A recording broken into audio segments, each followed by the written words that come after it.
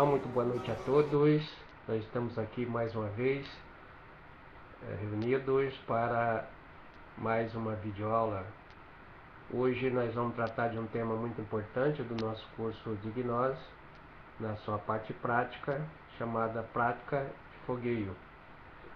Fogueio é uma palavra derivada, latinizada, né, que vem do castelhano, que significa fogo. Então, em castelhano, fogueio, em português, fogueio, significa fogo. Então, o fogueio é um sistema, na realidade, de treinamento para que se faça a exposição do conhecimento gnóstico. Então, foi um sistema usado pelos veneráveis mestres Samael e Rabulot para a difusão da gnose samaeliana. O venerável mestre Samael utilizava com os seus discípulos para prepará-los, também os missionários. A mesma coisa fez o venerável mestre Rabulot, que seguiu as normas do venerável mestre Samael, então usava o fogueio para preparar os missionários e os instrutores para a difusão, a disseminação do conhecimento gnóstico, o que se constitui um verdadeiro movimento gnóstico. O venerável mestre Rabulot, então, consta, né, que tinha uma lozinha lá no seu escritóriozinho, numa chácara, e ali ele fazia o fogueio com as pessoas que passavam por ali, os missionários, os instrutores. Então eles iam à lousa e ele fazia questão de ser, então, o primeiro, né, a puxar essa prática naquele instante. Foi passada a todos nós no movimento gnóstico. A prática do fogueio era uma prática regulamentar entre todas as práticas gnósticas que lá haviam, e era uma prática obrigatória para todo o instrutor que quisesse trabalhar o terceiro fator de evolução da consciência, quisesse ditar conferência, fazer exposição do conhecimento gnóstico. Então era uma prática semanal obrigatória para todos os instrutores. Então, quando eu iniciei na nova ordem, eu terminei o curso, a gente terminava o curso de 72 conferências para ter uma noção da doutrina gnóstica básica. Daí a gente ia para o fogueio. Então, no fogueio, nós ficávamos obrigados a foguear um tema por semana e avançando na ordem sequencial, do 1 até o 72. E quando estivesse terminado de foguear os 72 temas, o aspirante, então, a instrutora, já estava apto, né, a passar a instrutora e a ditar conferência. E assim foi esse sistema que deu conta, né, de toda uma didática, de toda a passagem de difusão do conhecimento gnóstico no mundo todo, durante todo o tempo que existiu a Nova Ordem. Foi um programa de sucesso. No tempo dos veneráveis mestres, o fogueio leva esse nome porque significa fogo, né? Na realidade, o discípulo é exposto a uma situação de fogo, né? Que na realidade era sorteado um tema, então, desses 72 temas para os fogueantes, e o tema que caísse, a pessoa tinha que fazer, então, a explanação de acordo com a sua compreensão daquele determinado tema. Já no meu tempo, eu não peguei assim tão bravo, né, o fogueio. Peguei apenas o tema, não era sorteado, mas sim fogueado na sequência, de forma que a gente, ao começar o fogueio, começava pelo tema número 1, todo mundo sabia que ia foguear, então o tema número 1. Então fogueávamos primeiro os instrutores, depois vão os aspirantes, é assim obedecendo a hierarquia. E o fogueio é um método de treinamento, não é para que a gente vá lá e dê uma conferência na íntegra. É para que a gente vá lá e faça uma síntese da conferência. Então o tempo disponível é sorteado, rateado, né, entre os participantes. Vamos supor que tenha 3 fogueantes para 1 hora de fogueio, toca 20 minutos para cada um. Aí, se tiver 12 fogueantes, então vai tocar 5 minutos para cada um, e tem que ser disciplinado, cada um obedecer o seu horário. Então nesses 5 minutos é o tempo que tem para ir lá à lousa, né? Fazer a apresentação e fazer uma exposição síntese do fogueio daquele dia, daquela noite. Hoje nós não temos mais um movimento gnóstico instituído, nós estamos aqui na versão online, e então é muito diferente, mas é preciso que nós tenhamos esse programa de preparação de monitores para que possamos levar adiante o programa de difusão da gnose samaliana, dessa nova versão modernamente do Movigol, Movimento Gnóstico na Ordem Livre. Então é interessante participar desse programa online, diferente da versão presencial. Então nesse sistema de fogueio se prepara instrutores para a explanação do conhecimento gnóstico, mas na realidade a pessoa que participa do fogueio, ela fica um expert na transmissão de qualquer conhecimento, principalmente do conhecimento epistêmico. Então ela tem uma habilidade, uma adaptação, uma capacitação também para dar aulas, falar em público em geral, transmitir conferência tanto online como como presencial. Então é muito importante.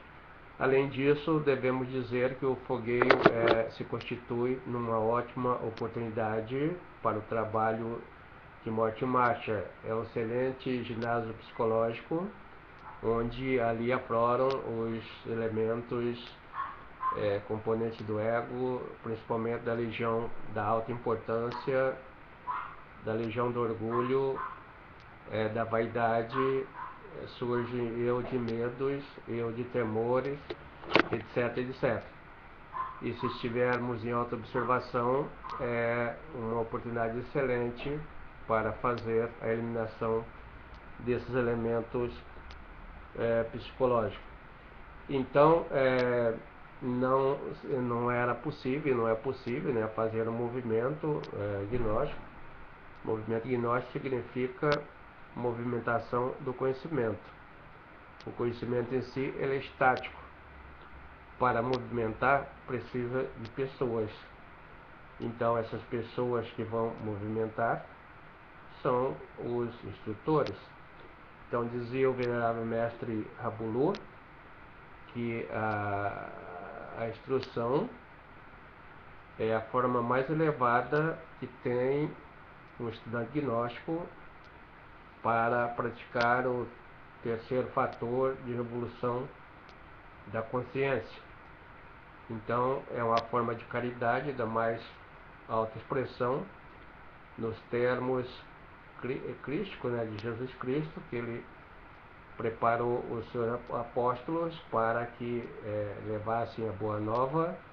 Os apóstolos saíram de 2 em 2, fazendo a pregação então desta boa nova.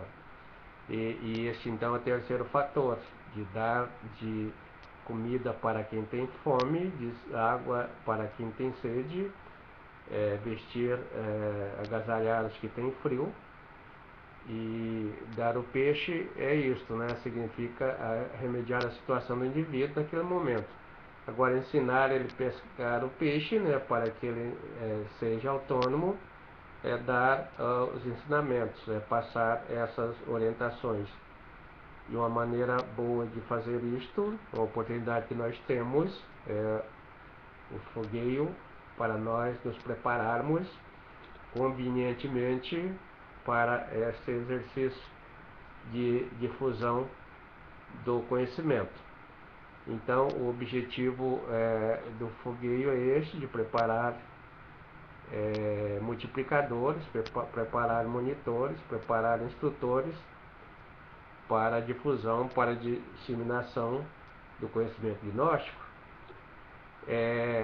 O conteúdo usado nos fogueios é o conteúdo que nós usamos no curso, as 90 lições, os 90 temas da doutrina gnóstica do Venerável Mestre Samael, do Venerável Mestre Abulu, embasada nos 3 fatores de evolução da consciência. Temos como conteúdo essa doutrina que podemos tirar dos livros básicos, 5 livros básicos do Venerável Mestre Samael, dos livros do Venerável Mestre Abulu. Temos no curso de Gnose Samariana da Aguissal, além desses livros, vídeos, áudios, um material didático amplamente especializado, né?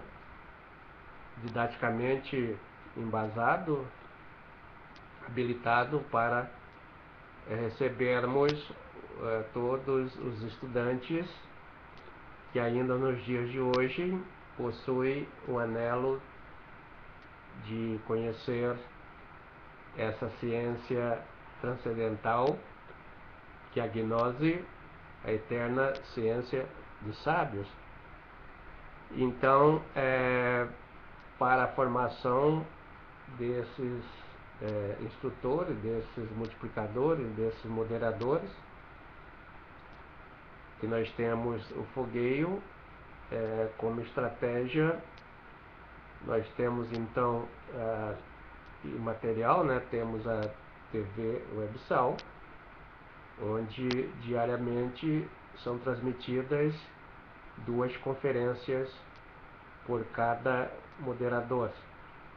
Então, para esse programa, os moderadores são obrigados, né, para cada vez treinarem mais, e todos aqueles que sentirem no seu coração a vontade de praticar o terceiro fator de evolução da consciência na sua forma mais elevada, seja bem-vindo. Nós estamos aqui à disposição de vocês.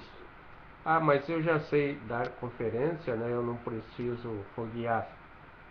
Não é isso que o Venerável Mestre Abulu fazia, né? Ele é o mestre, né?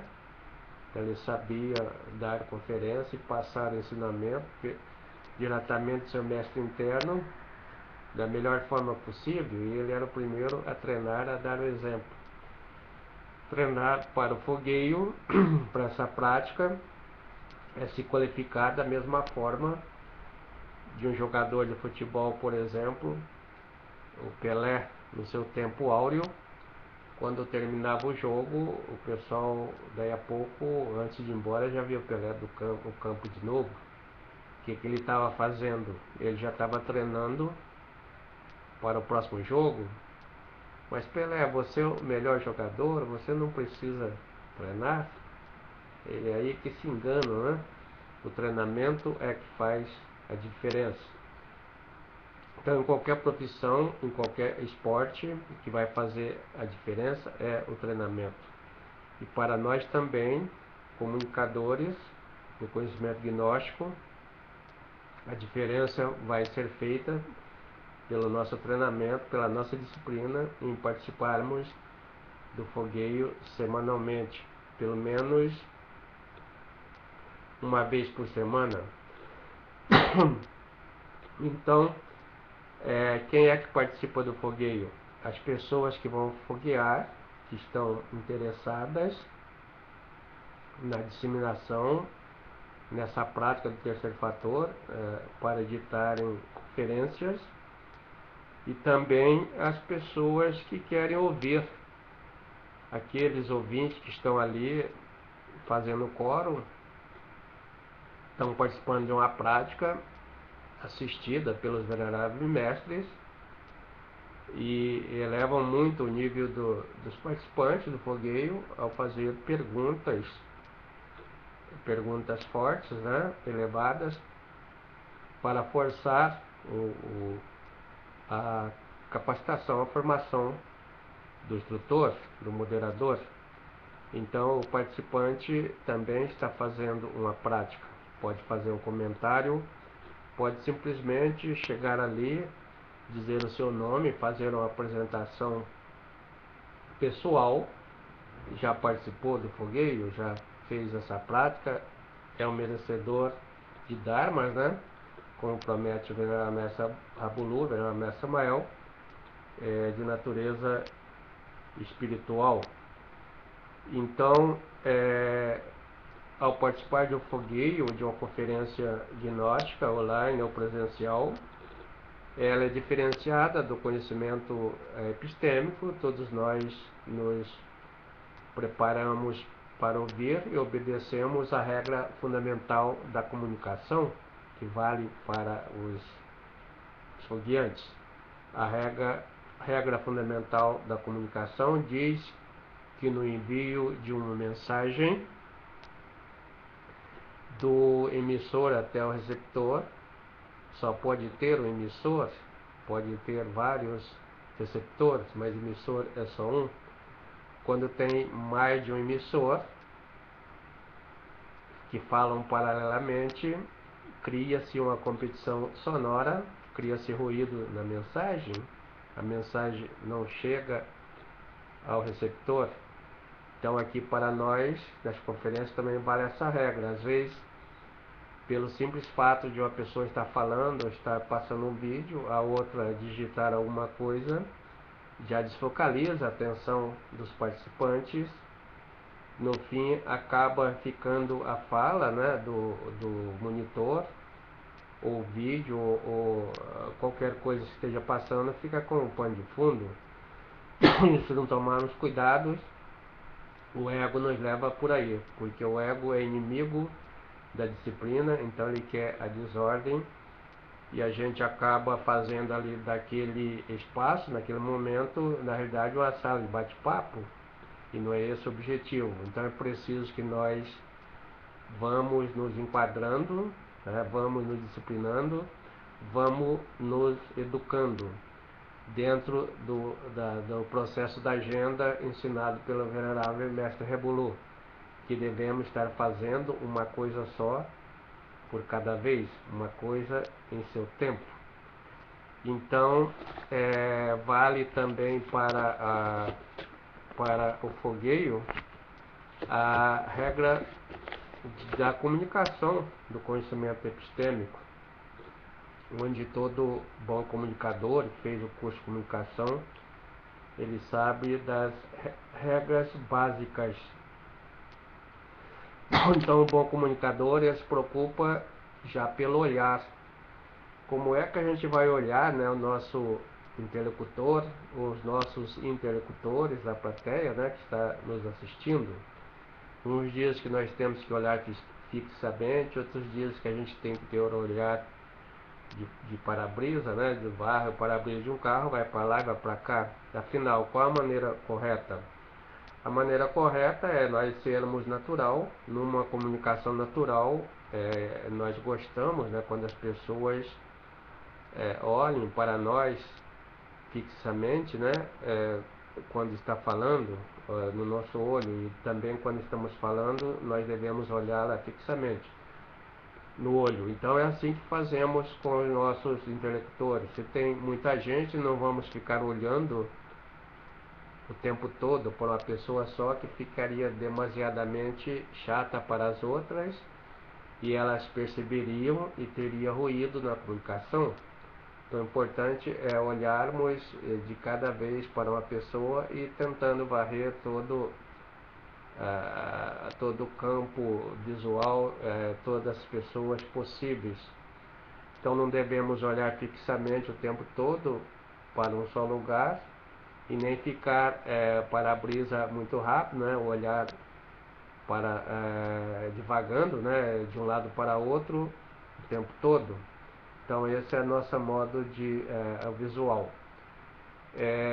No gesto, né, podemos usar os nossos gestos de maneira natural, sem estar muito intensamente, né, mexendo com as mãos ou com as pernas, ou estar andando para lá e para cá o tempo todo, significa que estamos nervosos, né, e os ouvintes percebem, ou de ficarmos fixos no lugar todo, né, estático, como a estátua não anda, né? Todo momento que você olha, ela está ali, então para o público é muito ruim.